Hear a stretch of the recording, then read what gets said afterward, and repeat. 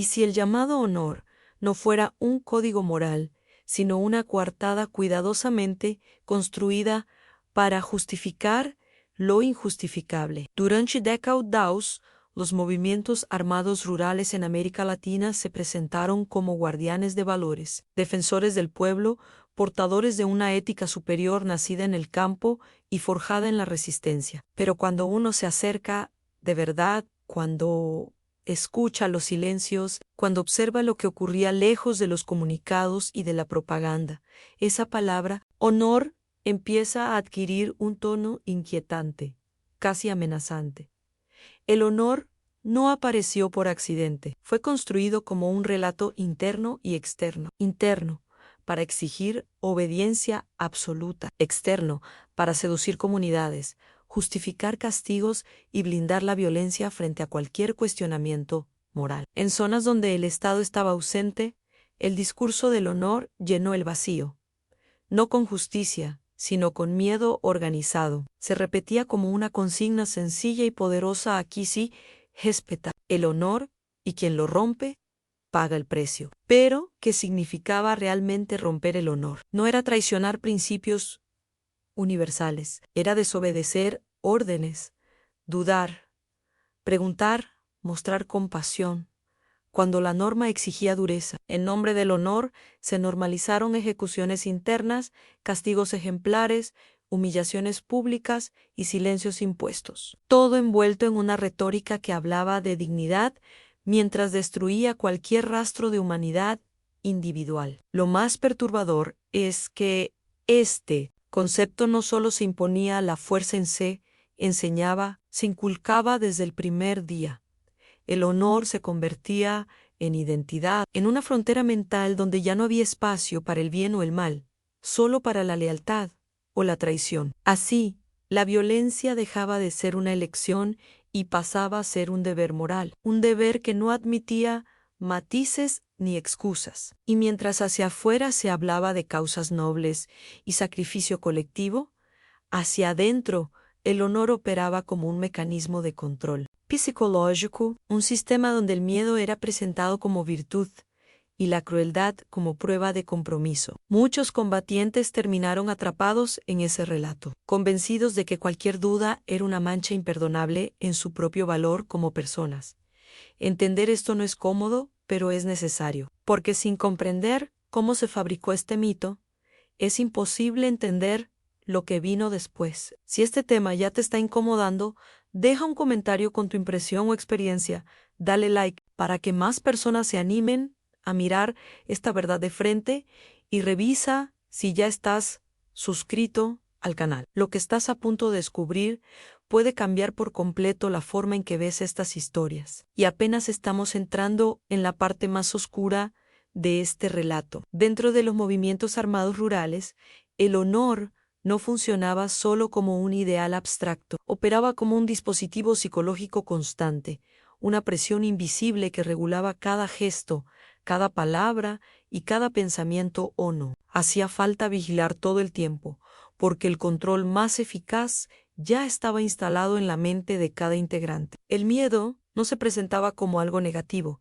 sino como una señal de que el sistema funcionaba. La disciplina interna no se sostenía principalmente por armas o cadenas, sino por la amenaza permanente de caer en desgracia. El honor era una línea frágil, casi siempre mal definida, que podía romperse por razones mínimas. Un comentario malinterpretado, una duda expresada en voz baja, un gesto de cansancio frente a una orden cruel. Todo podía convertirse en prueba de deslealtad. Y la deslealtad en estos contextos no se corregía en sí, castigaba este mecanismo, creaba una atmósfera donde nadie confiaba plenamente en nadie. El silencio se volvía una estrategia de supervivencia. Hablar poco, preguntar menos, obedecer siempre. El honor servía como excusa perfecta para imponer una obediencia absoluta sin necesidad de justificar decisiones. No se explicaba por qué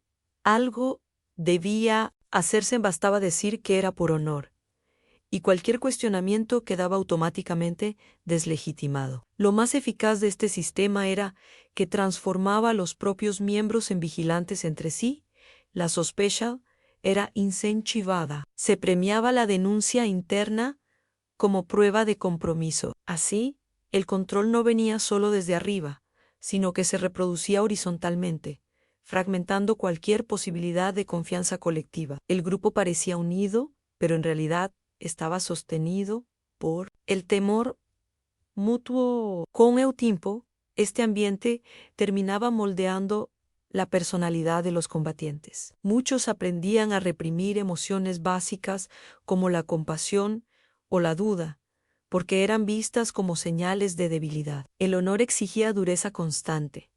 No importaba el costo psicológico. De hecho, el sufrimiento interno era interpretado como parte del proceso, como una purificación necesaria para pertenecer. En este punto, el honor ya no era un valor, era una jaula mental, un marco rígido que anulaba la individualidad y reducía la identidad a una sola pregunta: ¿eres leal o no lo eres? Todo lo demás perdía importancia. Y cuando un sistema logra instalar esa lógica, la violencia deja de necesitar justificación externa, se vuelve automática, casi administrativa, preparada para avanzar hacia formas aún más extremas de control y castigo. Cuando se observa el trato real que recibían los prisioneros dentro de los movimientos armados rurales, el discurso del honor se desmorona por completo.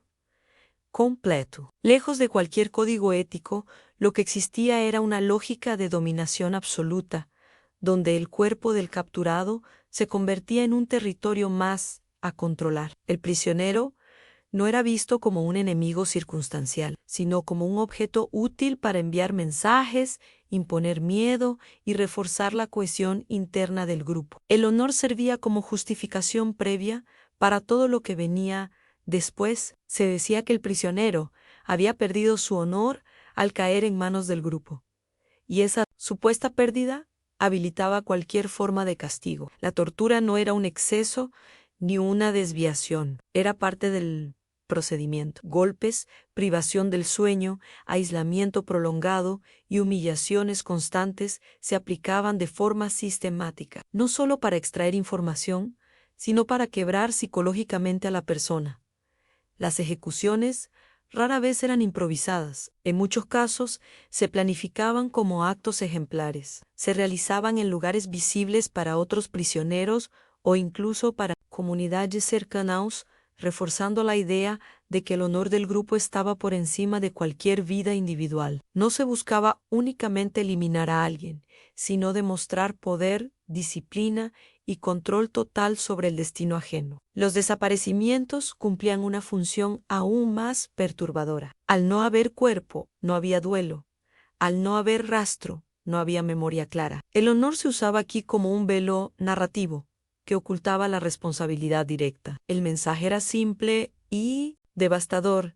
En quien cae bajo este sistema puede ser borrado sin dejar huella. Esa incertidumbre generaba un miedo más profundo que la muerte misma. Para los propios combatientes, participar en estos actos se transformaba en una prueba interna. Negarse, mostrar incomodidad o cuestionar el trato a un prisionero era interpretado como una falla moral. Así, el honor obligaba a cruzar límites personales, empujando a muchos a convertirse en ejecutores de una violencia que inicialmente no imaginaban. Ejercer con el tiempo, esta práctica erosionaba cualquier noción de humanidad compartida. El prisionero dejaba de ser visto como persona, y el combatiente dejaba de verse a sí mismo como alguien capaz de sentir compasión. El honor, lejos de elevar conductas, funcionaba como una herramienta para normalizar la crueldad y preparar el terreno para formas aún más amplias de violencia, que ya no se limitarían a los capturados,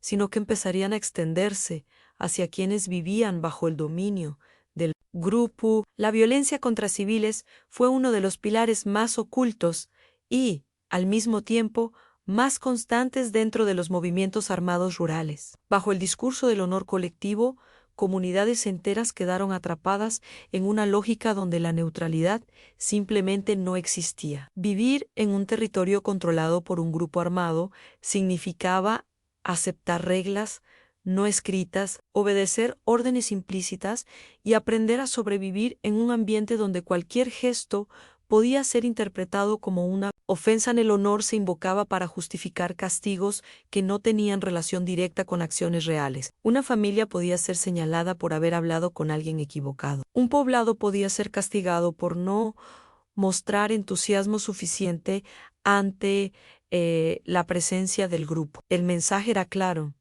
El honor del movimiento estaba por encima de la vida cotidiana de los civiles, y cuando ese honor era considerado manchado, la represalia era inmediata y desproporcionada. Las incursiones nocturnas, los saqueos selectivos y las ejecuciones públicas no buscaban solo castigar, buscaban educar a través del terror. El miedo se convertía en una herramienta pedagógica. Cada acto violento transmitía una lección silenciosa.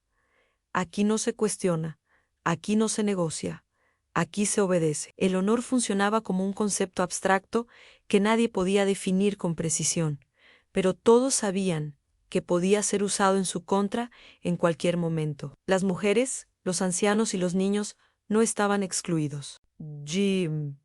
Esa lógica, aunque no participaran en combates ni tomaran decisiones, eran parte del tejido social que debía ser controlado.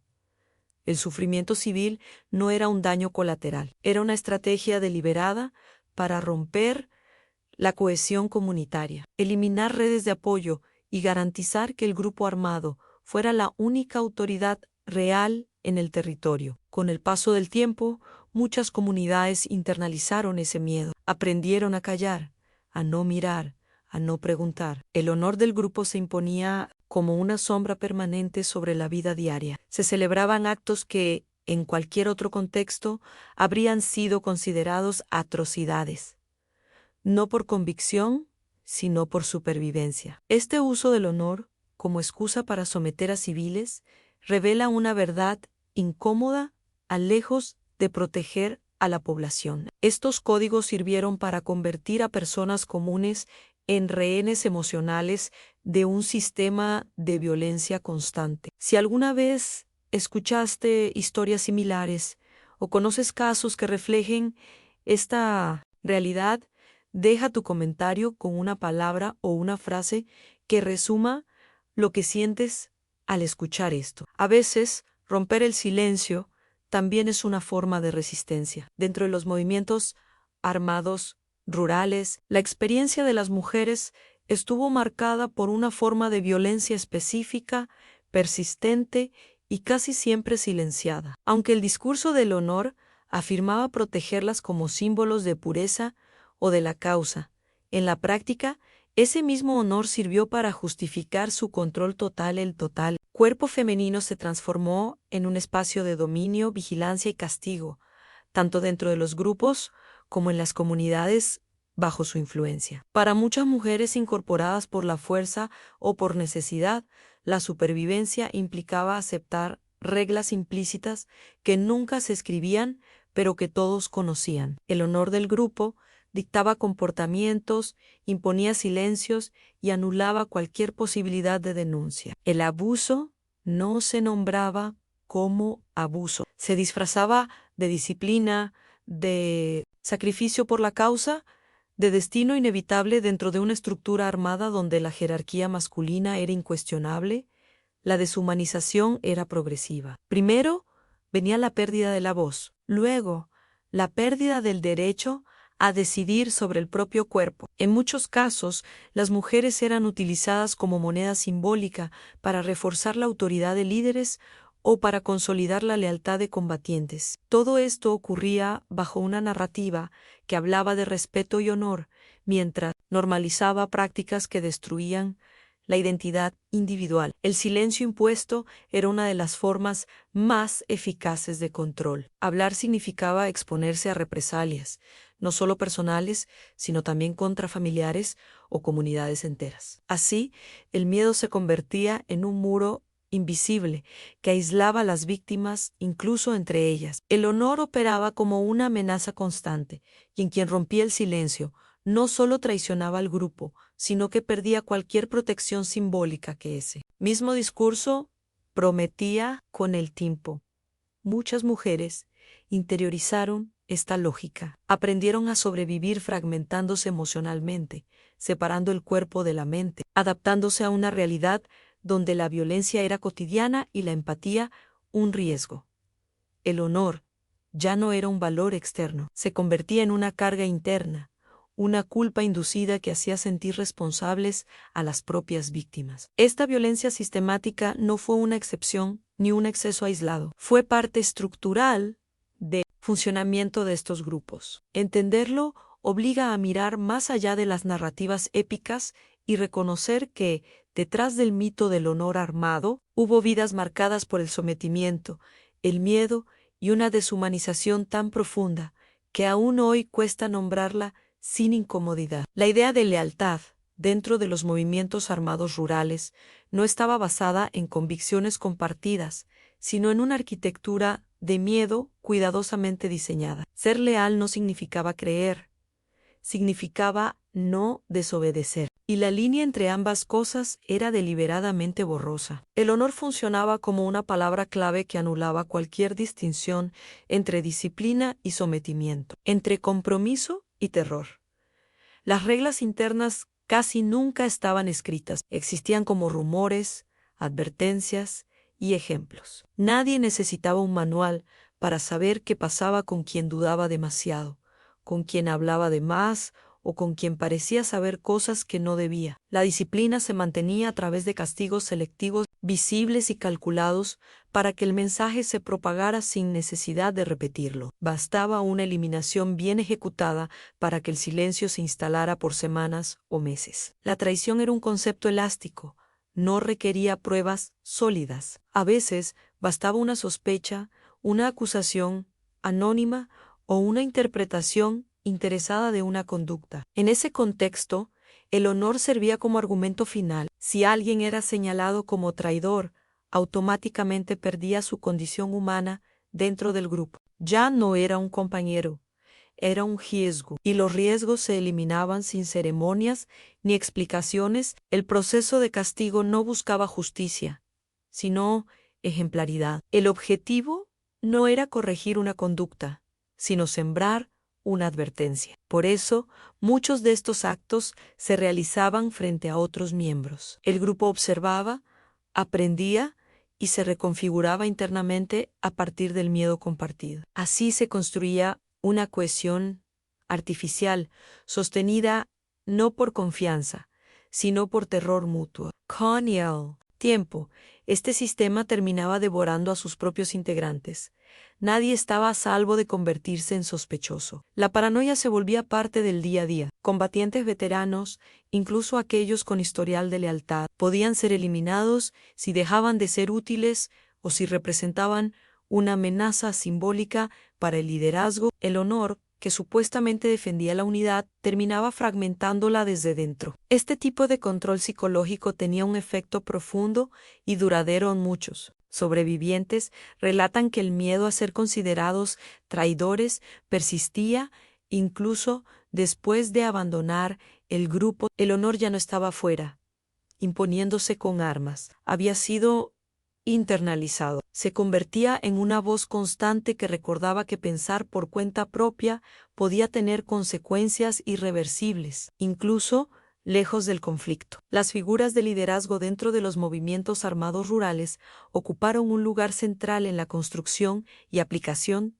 del llamado honor. No se trataba solo de comandantes militares, sino de referentes morales autoproclamados, capaces de decidir qué era correcto y qué merecía castigo. Su poder no provenía únicamente de las armas, sino de la capacidad de imponer una narrativa donde sus decisiones extremas eran presentadas como actos necesarios, incluso virtuosos. Muchos de estos líderes cultivaron una imagen carismática, cercana, casi paternal. Hablaban de sacrificio, de justicia histórica, de dignidad campesina, pero detrás de ese discurso, el honor funcionaba como una herramienta para concentrar poder absoluto. Cualquier decisión tomada desde la cúpula quedaba automáticamente legitimada. No importaba cuán violenta o contradictoria fuera, si el líder la definía como un acto de honor,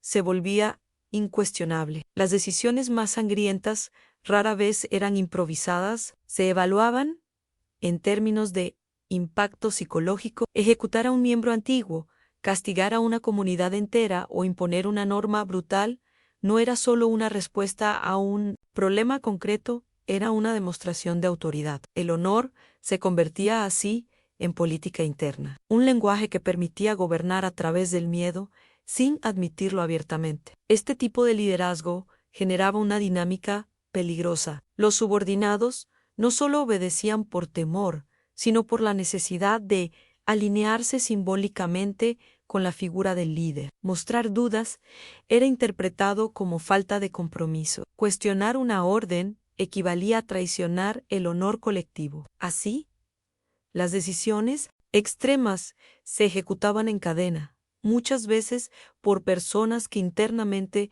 no las compartían, pero que sentían que no había alternativa. Con el paso del tiempo, algunos líderes comenzaron a creer en su propio relato. El honor dejó de ser una herramienta y se transformó en una justificación permanente para cualquier acción. La violencia escalaba porque siempre podía presentarse como insuficiente. Cada castigo debía ser más duro que el anterior para reafirmar el control. El grupo entraba en una espiral donde el terror ya no respondía a amenazas externas, sino a la necesidad interna de sostener el poder. Este fenómeno dejó huellas profundas, no solo en las víctimas directas, sino en quienes participaron de esa estructura. Muchos exintegrantes recuerdan cómo el respeto inicial hacia ciertos líderes se transformó lentamente en miedo puro, en una sensación constante de estar a merced de decisiones imprevisibles. Si esta reflexión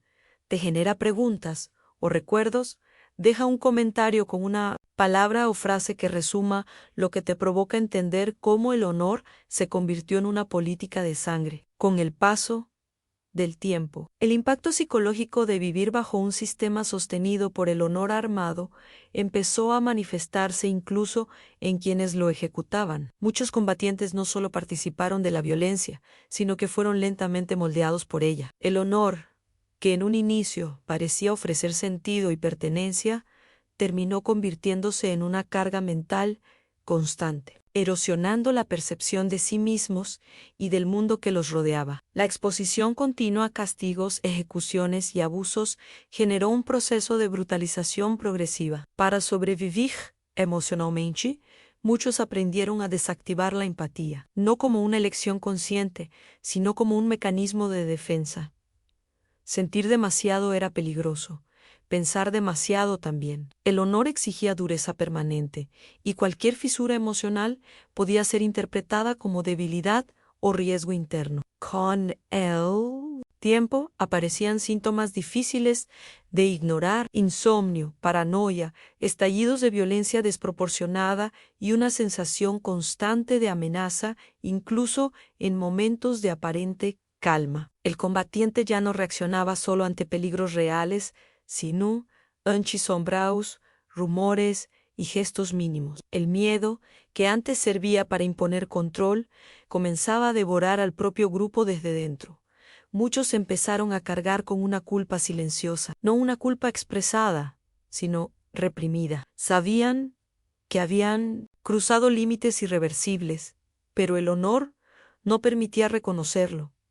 Admitir daño era admitir traición a la causa. Así, la culpa se transformaba en agresividad o en un vacío emocional profundo. Algunos se volvían más crueles para callar esa voz interna. Otros se aislaban, desconectándose de todo vínculo humano significativo. La deshumanización no afectaba solo a las víctimas externas, terminaba alcanzando a los propios ejecutores. El combatiente dejaba de verse como persona y comenzaba a verse únicamente como función. Su valor dependía de su utilidad, de su capacidad de obedecer y ejercer violencia sin dudar. Cuando esa utilidad disminuía, el miedo a convertirse en desechable se volvía constante. Este colapso psicológico explica por qué muchos de estos grupos terminaron atrapados en ciclos interminables de violencia. Ya no luchaban por objetivos claros, sino por sostener una identidad fracturada que solo podía existir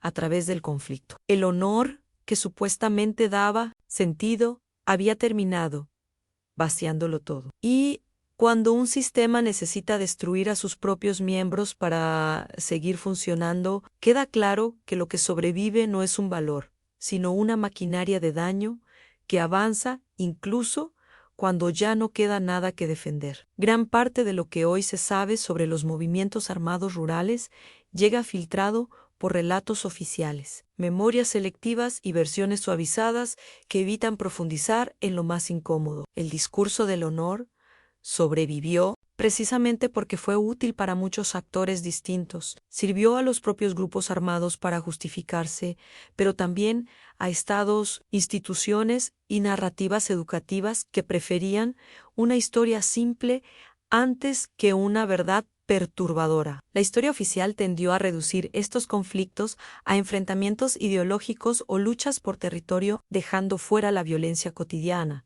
los mecanismos internos de terror y el impacto real sobre las poblaciones rurales. El honor apareció como una palabra elegante, casi noble, capaz de ocultar prácticas que, si se nombraran sin ese filtro, resultarían imposibles de defender. Así, se construyó una memoria incompleta, donde las víctimas quedaban diluidas y los responsables difuminados. Este silenciamiento no fue casual. Reconocer la magnitud del daño implicaría cuestionar mitos profundamente arraigados. Implicaría aceptar que muchos movimientos no solo resistieron opresiones externas, sino que reprodujeron sistemas de control tan brutales como aquellos que decían combatir. El honor permitió mantener una distancia emocional, una forma de narrar la violencia, sin tener que mirarla de frente. Además, durante años muchas comunidades afectadas no tuvieron voz. El miedo persistió incluso después del fin formal de los conflictos. Hablar significaba reabrir heridas, exponerse a represalias o romper pactos de silencio construidos para sobrevivir. Así, la ausencia de testimonios directos fue interpretada erróneamente como ausencia de violencia, reforzando una versión edulcorada de los hechos. Los relatos heroicos también cumplieron una función política. Facilitaron procesos de negociación, legitimaron liderazgos y permitieron cerrar capítulos incómodos sin una verdadera revisión ética. El honor actuó como una cortina narrativa que simplificó responsabilidades y transformó actos de terror en sacrificios necesarios. En ese proceso, la complejidad humana del conflicto se perdió casi por completo. Hoy, al revisar estas historias con mayor distancia, empiezan a aparecer las grietas, documentos olvidados, testimonios tardíos y memorias fragmentadas revelan que el honor fue, en muchos casos, una construcción artificial destinada a sostener un sistema de violencia prolongada. Entender por qué estas versiones sobrevivieron tanto tiempo no solo exige revisar el pasado, sino también cuestionar qué tipo de relatos seguimos aceptando cuando la verdad resulta demasiado incómoda para ser contada sin adornos. Llegados a este punto, el concepto de honor en los movimientos armados rurales ya no puede sostenerse como un valor ético. Lo que queda al descubierto es un mecanismo narrativo diseñado para ordenar la violencia, proteger jerarquías y anestesiar conciencias. El honor no evitó atrocidades o las organizó, no limitó el daño, lo hizo funcional. Y esa es quizá la verdad más difícil de aceptar cuando se revisa este tipo de historia sin filtros. Durante años, el honor fue presentado como una explicación suficiente, una palabra capaz de cerrar discusiones, justificar decisiones extremas y dar sentido a lo que de otro modo sería simplemente terror. Pero cuando se observa el resultado final, comunidades destruidas, cuerpos silenciados, mujeres sometidas, combatientes quebrados psicológicamente, queda claro que ese honor no defendía la vida, sino el control. La memoria histórica tiene un problema cuando acepta conceptos sin analizarlos. El honor armado sobrevivió porque ofrecía una narrativa cómoda, incluso para quienes no empuñaron armas. Permitía mirar el conflicto desde lejos, sin tener que enfrentar la violencia cotidiana, íntima y sistemática que se ejercía en nombre de ideales supuestamente superiores. Desmontar ese mito no busca reemplazarlo por otro, sino dejar expuesta la estructura real que lo sostuvo. Lo más inquietante es que estos mecanismos no pertenecen solo al pasado, cambian de nombre, de contexto, de discurso, pero conservan la misma lógica. Simply key. Una causa se presenta como moralmente incuestionable. Siempre que el honor se usa para silenciar dudas, se abre la puerta a repetir los mismos patrones. Por eso recordar no es un ejercicio académico, es una forma de prevención. Este recorrido no pretende ofrecer consuelo ni respuestas fáciles, pretende incomodar, porque solo desde esa incomodidad es posible construir una memoria más honesta, una memoria que incluya a quienes fueron borrados del relato, a quienes vivieron bajo el miedo y a quienes cargan hasta hoy con las consecuencias de haber creído o haber obedecido. Si llegaste hasta aquí, deja un comentario escribiendo una frase como esta: ¿verdad era necesaria o llegué hasta el final? Para saber que este recorrido también resonó contigo. Si este contenido te aportó claridad o te hizo cuestionar lo que creías saber, dale like de forma natural y considera suscribirte al canal para seguir explorando estas historias sin adornos ni mitificaciones. Hay un video